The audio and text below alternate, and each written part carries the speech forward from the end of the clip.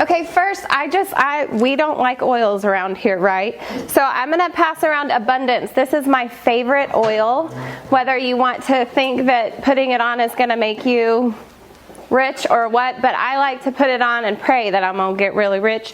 So if you want to pass this around and put a drop on your hands, rub it around, inhale really deep, pray that you're going to learn an abundance of business knowledge tonight, and we're all going to thicken our wallets later to glorify Him. That's me. Okay, so tonight I want to ask you this question. What were you doing in life 5 years ago? And just think about that for a second. Because 5 years ago, I was broke. My family was broke. We were living paycheck to paycheck, and that's an exaggeration, like right there, because it was hard for us 5 years ago. And now I can say, what have I done in the last 5 years that has gotten me to where I am right now? And what can you do over the next 5 years to get you where you want to be? So think about that for a second. Anybody care to share what you were doing 5 years ago? Or are you still the same? I know plenty of people in my life that 5 years ago, they're pretty much the same person they are today as they were 5 years ago. They do the in and out everyday life, the daily grind. They wake up when their alarm clock, goes off. They go to their job that they a lot of times hate. They come home and they drown themselves out with movies and TV. Sometimes it's alcohol, whatever it is, because they're just going through the daily grind. But they're not doing anything to change that. So is that you? Or have you done something different in the last 5 years? Does anybody care to share? I started school full-time almost 5 years ago, and I'll be 3 degrees later in about 6 months. Great. Yeah, right. That's great. Anybody want to be real honest and say, I'm pretty much the same as I was 5 years ago, but I don't want to be anymore? Yeah? Well, we took a leap of faith and moved to Costa Rica. Took a job, sold all our possessions, and came back. But now we're kind of back in the grind and not enjoying it. not enjoying the daily grind. I'm hoping that this microphone doesn't get muffled by hair. You're good? Okay. So I got this book that you can get it at Target, you can get it at Barnes & Noble. It's called Where Will You Be 5 Years From Today? And it has really changed my thinking on a lot of things. I want to start with this. 5 years is 260 weeks. It's 1,820 days. 2,620,800 minutes. I kind of stumbled over that number right there. What will you do with it, and what could you do with it? It's just 5 years. That's not very long from now, right? Just 5. So what have people done in 5 years? In 5 years, Columbus opened a whole new world by discovering the Bahamas, Cuba, Hispaniola, North and South America. In under 5 years, Michelangelo painted the Sistine Chapel. In less than 5 years, Shakespeare wrote Hamlet, Othello, King Lear, Macbeth, and 5 other plays. In 1961, Julia Child graduated from cooking school with a quirky idea for a TV show. 4 years later, she won an Emmy as America's favorite TV chef. Here's one that's really mind-blowing. Fired from their home improvement jobs, Arthur Blank and Bernie Marcus created a business model called, does anybody know this? Home Depot, and went public with their idea. Just 3 years after losing their jobs, their annual sales were $1 billion. 3 years. At age 30, Amazon founder Jeff Bezos was living in a 500 square foot apartment. 5 years later, his net worth was $10 billion. So, what can you do in 5 years? I choose network marketing. Why? Because it is the best business model in the world. Why? Why is it? Well, you don't have to have an education for it. You don't have to have past experience for it. Anyone can be a network marketer. Anyone can choose to do it. And there's no glass ceiling. You can go as high as you want to go. So that's why I've chosen network marketing.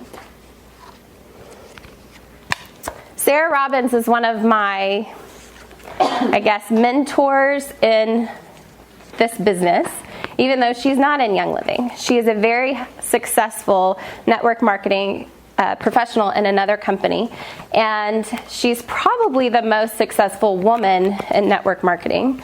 I got the pleasure of hearing her at Mastermind this past fall. If you have not heard of Mastermind, the Mastermind event, definitely write that down and put it on your goal to go there. If you're serious about network marketing, that is an event you need to go to. She gets up on stage, cute little fireball, blonde hair, gets up on there and says, I have been through thousands of no's, so I can say yes to the life of my dreams. And I let that sink in, and if I'm going to be really honest, I don't even think I've been through hundreds of no's in network marketing. And I'll get to that point a little bit later, but she's been through thousands to say yes to the life of her dreams. What do you think the life of her dreams looks like? I know that in October when she spoke, she made over $300,000 monthly at the time. I don't know what she makes now, and this is almost February. But that's her. She is my age in her mid-30s, making that kind of money. I'm pretty sure you can do just about anything with that. She uses it to build orphanages in India. That's her why in this business. So why are you in network marketing? Why did you choose Young Living? Have you heard of the burning building why? This is something I always go over, and if you've heard it once, you're going to hear it 100 times from me because it is the most important thing that you revisit on a daily basis, really. Revisiting the why. Why are you doing network marketing? Because otherwise, you're going to quit. So let's talk about that for a second.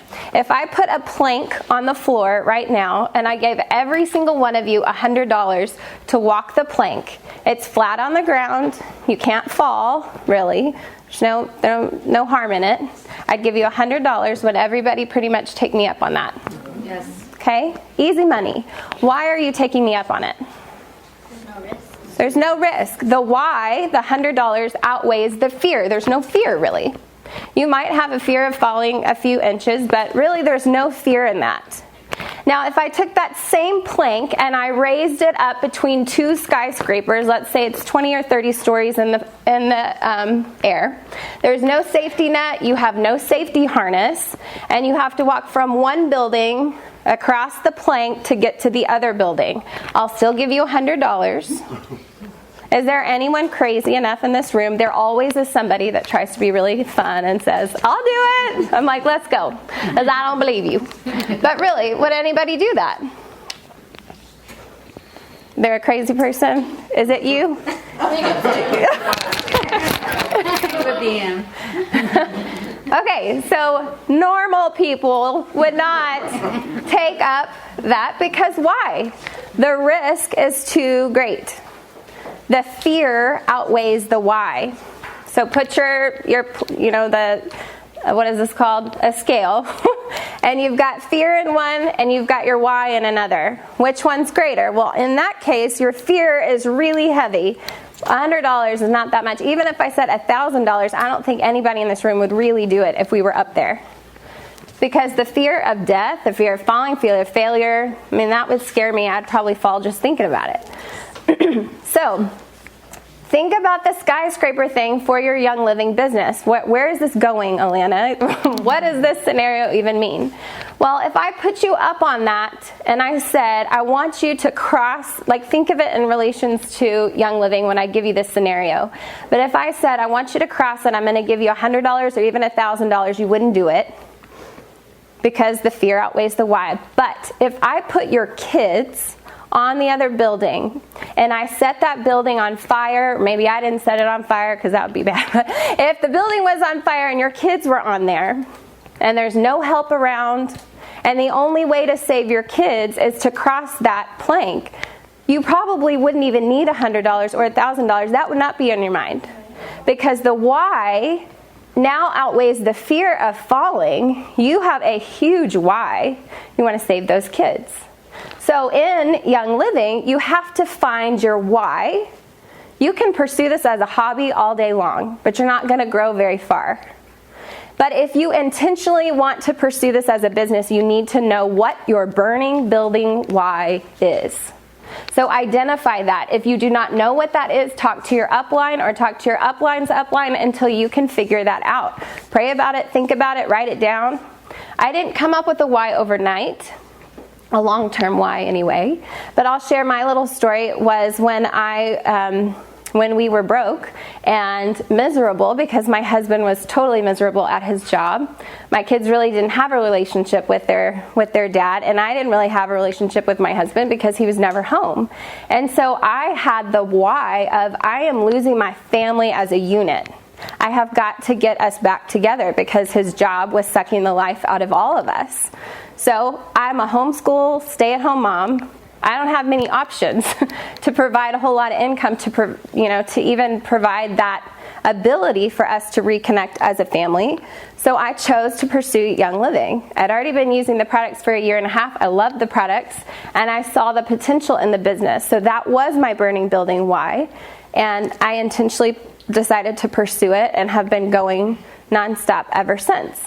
My husband quit his job last May and is home with us full-time pursuing this with me. But then you have to change your why, because at that point I saw myself starting to idle because you've achieved your why, so then why do I keep going?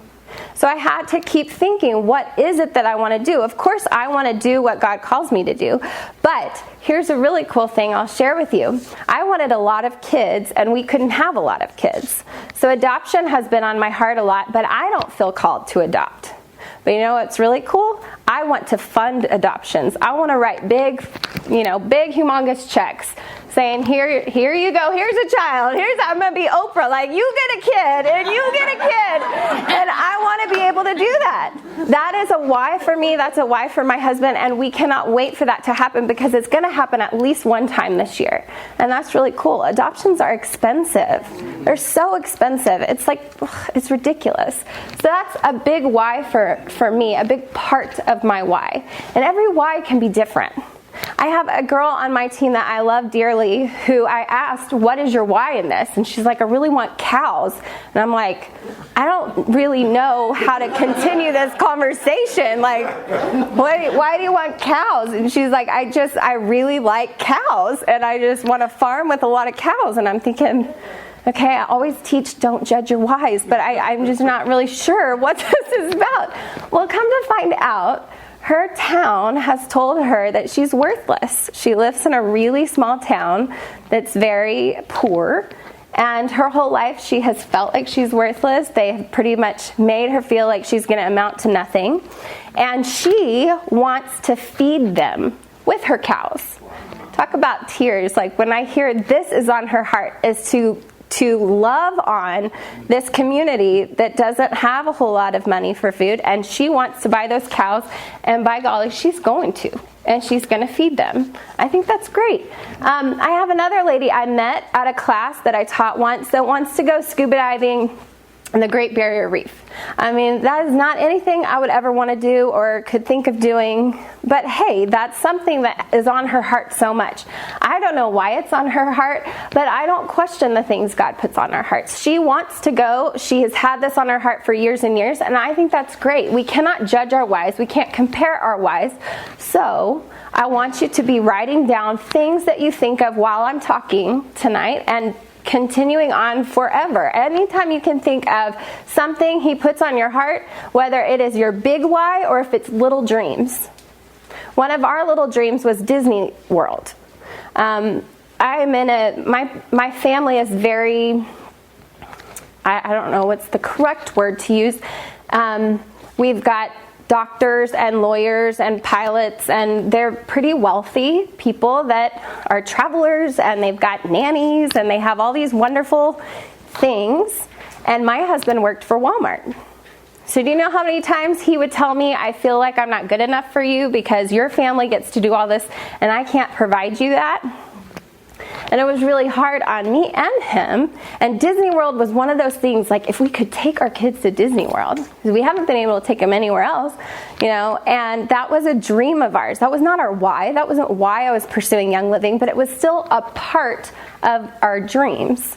And dreams are good. So we put that on our wall with Scotch tape, like about, I don't know how long ago that was now, 1.5 years or so, because really I didn't think it could ever come true. I didn't ever think we could take them to Disney World. And we just got back from Disney World this fall. We went for 2 weeks. We did not have a schedule. We didn't have a time we had to return. It was like, let's just go and have fun. And it was great to, cross that off of our vision board or our dreams that we had as a family. And it was just fun. So what are those for you? I want you to revisit dreams even as you had as a child. Because we as a society accept reality as that's it. Realism has become our new reality. We don't dream anymore. We have squashed those dreams because we do the daily grind. And the dreams that we once had, they're too far away. We don't think we can ever attain them. And you can. Network marketing can provide you with that if you stick with it. So my whole talk tonight is going to be on not quitting, amongst a whole lot of other things. Because really, does anybody feel like you have job security nowadays? It's pretty scary. It really is. I just talked to a guy that had a great job, and his pay literally got cut in half. He's upper 50s and saying, I thought I had saved well for retirement, but I was also planning on making that much money until I retired, and now I'm not. So him and his wife are wanting to pursue this full time. So what could network marketing do in the next 5 years? Have any of y'all read 4-Year Career?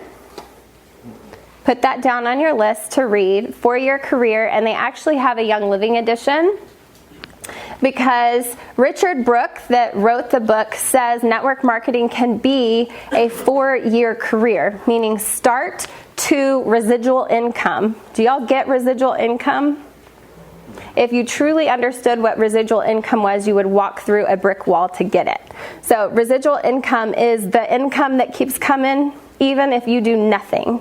You just keep coming. Okay, that's at the point that I'm tasting residual income. I could walk away from Young Living, never do another class, and my check would increase every month. Talk about awesomeness, right? So you want to get to that point. I haven't even been pursuing Young Living for 4 years. Business-wise, I haven't. So it very much can happen. What are you going to be doing in 5 years? Let's do something big, okay? Have you truly decided? And once you have your why, you can truly decide to pursue this. And it's not for everyone. If you feel like at some point, the only reason I would leave network marketing is if God told me to. I don't see that happening. That would be the only reason I would leave. But do you know that network marketers, there's not very many successful ones. People always say network marketing, it's just a big failure. People always fail at it. You want to know something really completely against that statement? Let's do that. I love when there's men in the room because sometimes I don't get a whole lot of responses from the women when I ask these questions. But did anyone as a young kid or even in high school or college want to grow up and be a professional athlete? Yeah, sure. Mm-hmm. Yes? Okay. Did you? Yes. You did become one? No. Did you become one? No. Sorry, did you become one? No. Did anyone become one? Close. Good. Okay. We got one. I never had one that said yes, so that was awesome. Round of applause. No? Okay, did anyone ever want to be an Olympian? I did. I remember watching that on TV and I was like, I want that. Snowboarder right there. Did I? No. Anybody wanted to be in the symphony? No. Yes? Did you become that? Well, I sang, so I sang with them. Well, that's great. Yeah. Awesome. Anybody else wanted to do that? I sing. Play an instrument. Still sing. What did you want to do as a kid, and did you do it? Did you do it? So the question now I think we got the most responses from professional athletes, did you fail or did you quit? Because that's the big thing with network marketers. People say that they fail. No, they are quitting. They just walk away from it. There's a big difference between quitting and failing. If you fail, at least you know you tried. and you go and try again. There's growth on the other side of failure, but there is no growth on the other side of quitting. So can you commit to not quitting? Yes. Yeah. I'm like sold. I am not going to quit. You will have rejection. You will have failure. You will have disappointments. Yes? I just heard that failure is the fuel for success. And if you're not failing, You're not doing it. you're not succeeding. Yeah. If you're not failing in this, you're not doing the business. Just simple as that. What is network marketing anyway? It's building relationships. So one of the things I did when I started was I have a lot of Facebook friends that were people I went to school with when I was, like 5, and I haven't talked to them since. So I sent out an email, like a Facebook message, 5 of them every day, and I did not mention oils. I just said, I saw you just went on a cruise. It looked so fun. I haven't talked to you in 47 years. How's life? What's up? Sometimes they don't respond. Most of the time they do. And the conversation may just go there naturally. I say, what are you up to these days? Well, I'm working, da-da-da-da. What are you doing? And the conversation just goes back and forth. And there may be an opportunity that you can share what you're doing without sounding salesy. Okay, so that was a great way that I built my business in the beginning, was just those simple 5 contacts every day. That doesn't mean you have to do that. It's just an idea. Don't get all stressed out. Even if you're not on Facebook, you don't have to be. Okay? So hopefully some of y'all have written down some of your dreams from the beginning, or maybe you've thought about them. And sometimes our dreams can be really big, and we think we'll never get there, or maybe that will be 5 years from now, and that kind of stinks. You want it now. So something that I did was break it down into bite-sized goals. So my initial why was to get my husband more time with us, and I couldn't just have him quit overnight, but things we could do was go to dinner together as a family, which we weren't able to do very often. We took them to the movies, which was, nowadays that's $1,700 to take a family of 4 if you're buying popcorn. So that was a luxury for us back then. So it was breaking it down into these little things, little successes. So every month with our Young Living check, it's like, wow, it's growing. It's still chump change to a lot of people, but to us, that was pretty awesome. So we were able to do little things that were exciting for our family. So break it down for you. So back to Sarah Robbins. I just love that girl. But she wanted to build orphanages. And somebody said to her, how much money would you have to have for that? Like, would you ever be able to do that? And she said, I would have to have millions. Like, I don't think I could ever have that. And they said, well, why don't you start out small? So she did a separate bank account for giving. And that was her, every check, she just put a little bit in there on growing this fund for these Indian children she wanted to help. And she couldn't just buy an orphanage, build that overnight, but she was able to spend some money for a handicap ramp for people that needed it, and to buy groceries for people that were in little teeny bite-sized goals that she was able to do that made her feel like she was getting closer and closer and closer to that. So try to break yours down into that. What are some little steps you could do? Building the relationships. So back to how network marketing is all about building relationships. This is not marriage on the first date. How many of us go home with our tail between our legs when somebody says no? You're like, they don't like me, they don't like the oils, I'm never talking to them again because they said no. I'm never mentioning the oils again. They're not interested, and you just get so heartbroken over it. They're not telling you no. They're not telling you as a person no. They're probably not even saying no to Young Living. They're giving a no for now. Most people don't come out and say no. They say something like, I don't have time, I don't have enough money, my husband doesn't really think that sounds good, I'm still pretty skeptical. They'll give you anything other than a yes. So they're really giving you a no for now. So something I have been implementing is get a binder or a notebook and title it No for Now. And put all those prospects in there that have said something other than a yes. Put their name and their information and when you talk to them, because they gave you a no for now, but revisit it, because chances are at some point they will give you a yes, because it's not marriage on the first date. How many of y'all signed up the very first time you heard about Young Living? Or let's do this. How many of you did not sign up the first time you heard about Young Living? I didn't. It took me 4 months. I thought it was way cuckoo. Okay, so it took me 4 months, and had my enroller said, oh, I'm talking to her again. She said, that sounds crazy, which I did. She asked me if I used oils. I said coconut oil proudly because I didn't know she was talking about essential oils. And she starts telling me everything she's used it for, and I was like, heck no. This girl has lost her mind.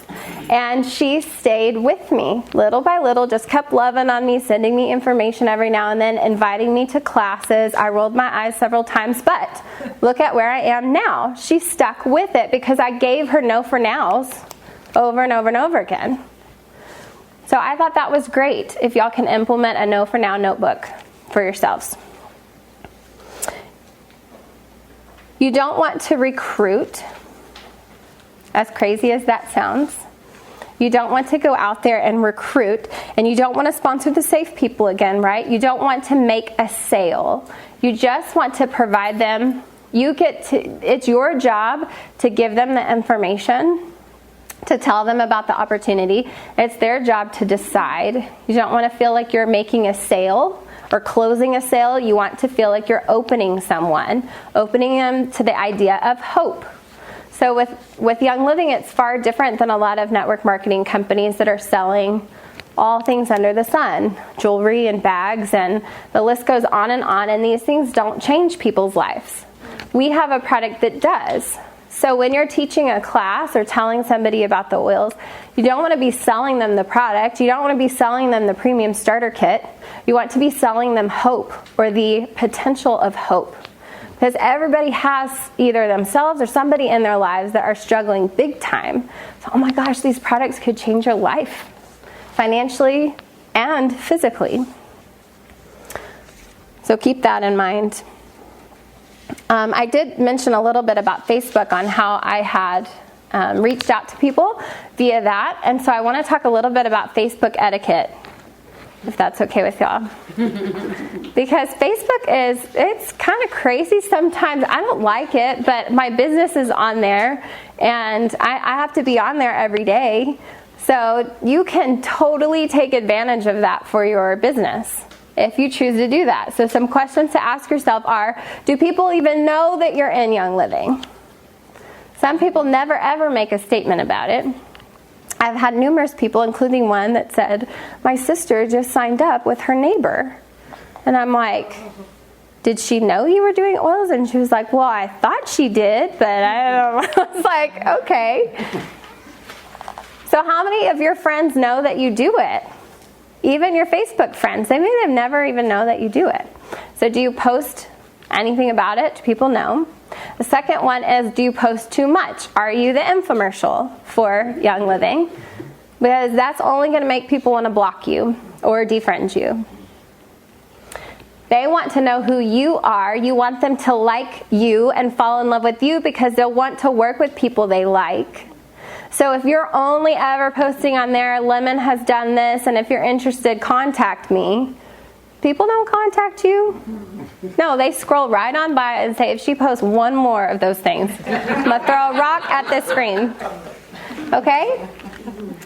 Don't post sick posts. Oh, that's like my thing. That gets me every time. You are selling a health product, and then you go on there and tell everybody that you got flu and you got diarrhea and you're dying, and they're going, well, I thought I was interested in those products, but I don't want any now, right? So post the testimony after the fact. You can feel like you're dying. We have never promised people that you don't get sick with these oils, and you should never promise that. In fact, I loudly and proudly say we still get sick. We just don't get sick very often, or as often as we used to, and it doesn't last very long. It never is like bad sickness for us. So So post the aftermath. I felt like I was dying because I had diarrhea coming out of my ears 3 days ago, and now I feel great, and I'm so thankful for thieves and DiGis. Don't say, if you're interested, contact me. Don't do it. Just post a statement. Always post a picture if you can. Pictures make people stop and look at what you're talking about, and then leave it at that. If they are interested, they'll contact you, and you can always be the one reaching out to them. But if you say, contact me if you're interested, chances are nobody will. Who here is just starting out? Awesome. Okay, hardest part in network marketing is the beginning. You know that song, I'm Not a Singer. Who said you are? No, you are. I could break out in song with the do you want to build a snowman? Yeah. Because that's how I kind of view network marketing. In the beginning, you have these snowflakes all around you that you're trying to stick together and build a team. Some melt, some don't stick. It's tough. But once you get that snowball sticking together, it grows bigger and bigger and faster, and pretty soon you can't keep up with that snowball anymore. It's rolling down, you can't even chase after it anymore. In the beginning, it's the hardest to stick those little snowflakes together. I don't know why I mentioned that, but that was a little side fact right there. But just keep singing to yourself, I'm gonna build me a snowman. Okay? Maybe do it on tune, because I can't. More meetings equals more money. Or as Adam Green says, he's the youngest Royal Crown Diamond. He's 25 years old. Youngest Royal Crown Diamond in Young Living. Have y'all seen the income disclosure? If you haven't seen the income disclosure, go to the virtual office under member resources and look that bad boy up. On average, Royal Crown Diamonds make over $100,000 a month. He's 25. That's stupid money. Right? Yes. Can I hear an amen to that? Because that's stupid money. At 25, he has no debt. He's paid off his house. He's paid off his car, his wife's car. They travel the world. He's incredibly smart financially. I love that guy. He's great. And talking to him, he's way more mature than his years. But yeah, he built that snowman, and he says, you know, I just said more meetings equals more money. He says more moms equal more money. He goes after the moms, not in a perverted way. He goes after them because he says that they're the ones that want to take care of their families, right? So he's constantly going after moms, making sure that they know that essential oils are out there. You know, the whole, Gary Young says he wants to get essential oils into every home in the world. So somebody that I just talked to the other day on the phone said she has a graph, like a little printout, and she's going to send it to me. I'd love to see what it looks like, of little pictures of like little homes that she gives her team. So they can check off how many homes are you going to make, you know, a difference in this month. How cool is that? Instead of thinking, how many prospects can I talk to? How many homes can you get these oils into? I loved that. I just got chill bumps again. Okay. We got to build value in the product. Like I already said, the value of the product has to outweigh the cost. People buy because of the vision of hope, like I've said. And as you start building the snowman, you have the opportunity to build in different ways. And one thing I'll say is I want to just talk quickly on Silver and Six. Do y'all all know the Silver and Six incentive? Once you reach executive, if you hit silver in less than 6 months without losing your rank of an executive, you get the Silver and Six kit, which is over $2,000 worth of oils. I love that incentive and I hate that incentive, and I'm going to explain why. People often build for Silver and Six and forget to build long term. So something I want you to keep in mind is building for the Rising Star bonus. Do not overlook that on your income or on the commissions form. Does anybody here not know what the Rising Star bonus is? Okay, that is your homework. Is going home and looking at that. Because if you build for a Rising Star bonus, even though the bonus isn't that great, but if you build for that, you are building for Royal Crown Diamond, basically. If you build for silver and 6, like I've had people do, I had a girl this past week who said she was devastated, almost feeling like she wants to quit because this is her last qualifying month to hit silver. And she doesn't know if she's going to do it in order to get the kit anyway, her last qualifying month to get the kit for free. And so she has put a lot of people in those 2 legs, but she doesn't really have people in these other legs. And so I asked her, what is your why in this business? I already knew her why, but she tells me her why, and I'm writing these things down again. And then I repeat them to her. Okay, let me just tell you what I just heard. I heard you say this and this and this and this and this. Nowhere in there did I hear you say you wanted free oils. That wasn't your why. Sure, I want free oils, but that is not the goal. You can get to a point where you can buy that kit every month or a couple of them every month and never blink. That's where I want to be, right? But I've had people that have jeopardized their growth because they throw all their eggs into 2 baskets and they're not growing for a good width, like a stability. So then they get stuck. You don't want to be the person that hits silver and then can never hit gold, right? Because you put all your business builders in 2 legs. So just keep that in mind, because silver and 6 is the cherry on the top. It's not the sundae. Go for the sundae of the rising star. At least just keep that in mind. And the reason I bring that up is because people always ask me about that. At the last business meeting I had, somebody came up to me afterwards saying that they were so sad they weren't getting the silver and 6 kit. And I'm like, girlfriend, that's not your goal. That's not your why. If you don't hit it, that is not the end of the world. Don't let that be a disappointment, and don't let that be something you're driven by, is that disappointment. I didn't get the silver and 6 kit. I did not get that silver and 6 kit. I've never bought the silver and 6 kit either. I could, but I just pick out the oils you want and you can do that. So don't let that be a disappointment. That was one of my squirrel moments. I just went off on that tangent there. So once you have a team, you have to shift to leadership. And I want to mention that a little bit because you need to know that now before you have a big team. And so, I like this book, so I'm going to give you all a quiz. Because that'd be cool like that.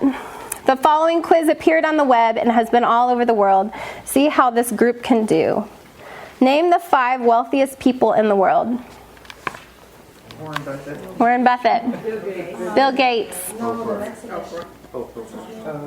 Oprah. Facebook dude. I like that. Whatever his name is. All right, name the last 5 Heisman Trophy winners. Chihuahuas. Jameson. And then football. Johnny Manziel. That's right. That was recent. Okay, y'all are doing awesome so far. Do you feel it?